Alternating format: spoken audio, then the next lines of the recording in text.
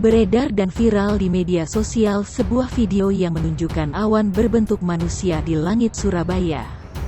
Awan berbentuk manusia itu tampak berdiri di antara warung bakso dan masjid, atau di atas kubah masjid.